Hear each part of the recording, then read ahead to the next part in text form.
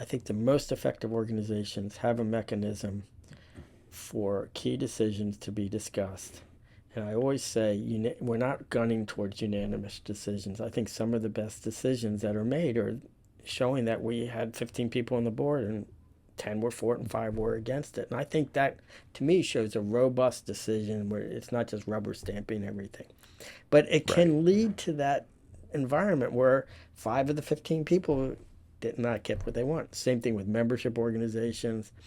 The same thing where, you have to sanction a member for an ethics violation or something. 95% of the members love it, but so I just, I think if you could comment on that, we want to have an environment where people are comfortable discussing, putting their opinion out there, feeling like they've been heard, because you can railroad organize, these discussions, but it does you could say opens the door to disputes.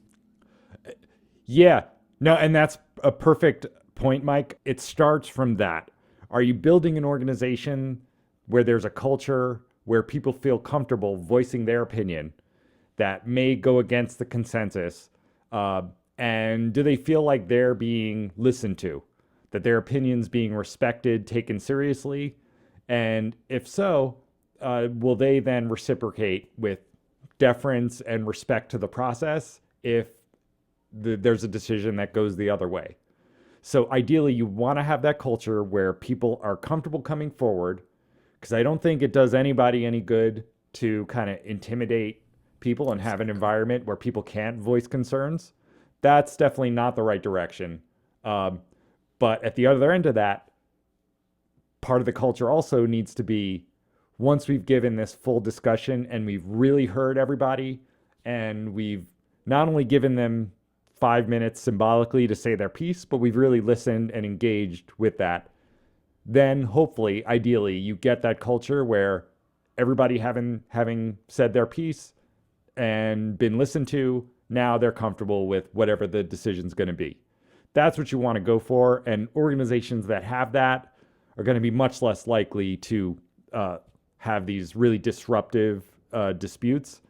But that said, Mike, by inviting people to voice their opinions, you're inevitably, somebody's going to come along who is just not as easy to work with. Exactly. And, maybe very stubborn, maybe feels just very strongly. And, you're encouraging that person to come forward. You're giving them the space, and they may not always respond with that deference and respect. So it is a double-edged sword, but it's, you've got to try to build that culture.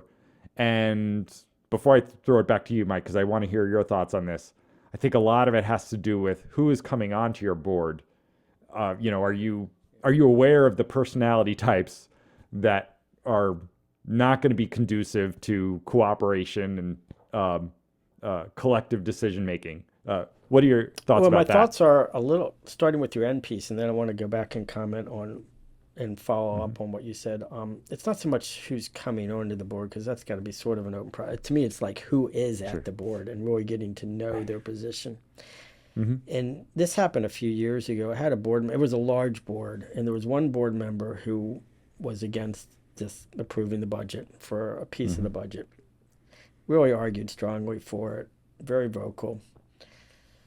3 months later, get to the board meeting, everybody's, the rest of the board is all voting for the budget. And he says, Mike, his name is John. I said, John, he whispers to me, oh, I'm going to vote because I know. I said, no, John, I just spent 3 months fighting with you on this.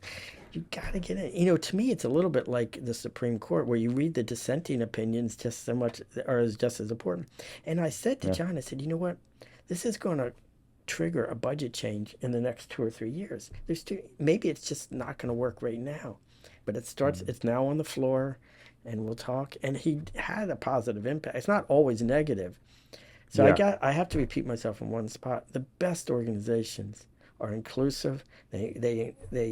They're open to dissenting opinions, not to sound negative, because that's how you get to good answers. And sometimes it leads you to, in 2 or 3 years, to that spot.